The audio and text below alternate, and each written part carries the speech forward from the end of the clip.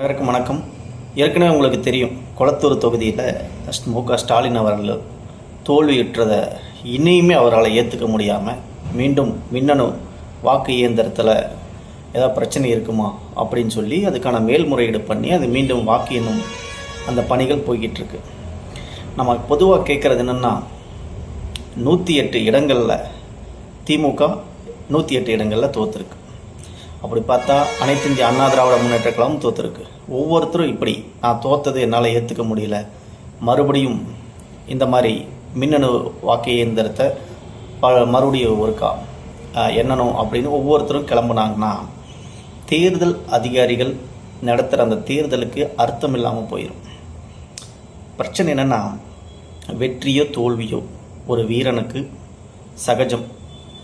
வீரன் அப்படிங்கிறத விட ஒரு தலைவன் வெற்றி தோல்வியை ஏற்றுக்கிற அந்த மனப்பக்குவம் வேணும்.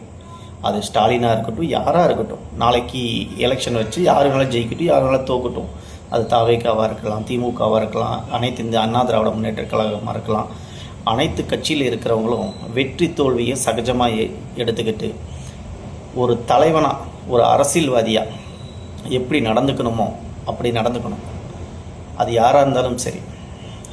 அது மாதிரி இப்படி தோல்வி ஏற்றுக்க முடியாமல் தொடர்ச்சியாக இந்த மாதிரி போகிற இடங்களெல்லாம் எதிரி எனக்கு யாருன்னே தெரியாமல் நாங்கள் பிரச்சாரம் பண்ணிக்கிட்டோம் அப்படி இப்படின்னு தொடர்ச்சியாக போகிற இடங்களெல்லாம் வாதம் வச்சுட்டு இருக்கிறது சரியல்ல, அழகல்ல. தொடர்ச்சியாக மக்களுக்கான பணிகள் எங்கெல்லாம் என்ன பண்ணணும் அப்படின்னு முடிஞ்ச அளவுக்கு ஐடியாஸை கொடுங்க. இங்கே இது பண்ணால் நல்லா இருக்கணும். இப்போ சொல்கிறீங்க நீட்டுக்கு எதிராக தாவேக்க அரசில் யாரும் வாய் திறக்கலையே அப்படின்னு. சமூக பிரச்சனையை முன்னெடுங்க. சமூக பிரச்சனைக்காக இவங்க கொடுக்கலையே அதை சுட்டி காட்டுங்க, அது தவறில்லை. அதை விட்டுட்டு இனி சொல்லப்போனால் சீமான் போன்ற ஆட்கள்லாம் பார்த்திங்கன்னா ஏதோ தொடர்ச்சியாக வென்று இந்த முறை தான் தோற்ற மாதிரி அவங்க ஏதோ கோர்ட்டு சொல்லியிருக்கு. சீமான் தவிர்க்க முடியாத ஒரு தலைவர்.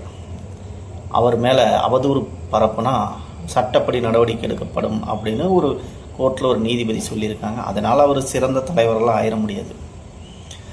பொதுவாகவே கோர்ட்டில் நீதிபதிகள் பல முறையீடுகள் வச்சுருக்காங்க.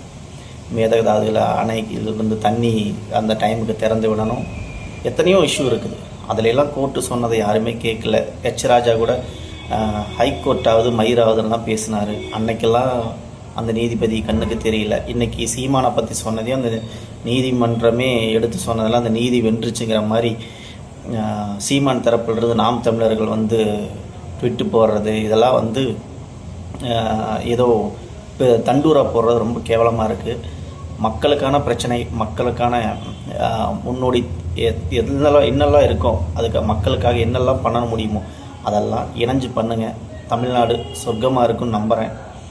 மீண்டும் மீண்டும் இந்த மாதிரி பதிவுகளை, இந்த மாதிரி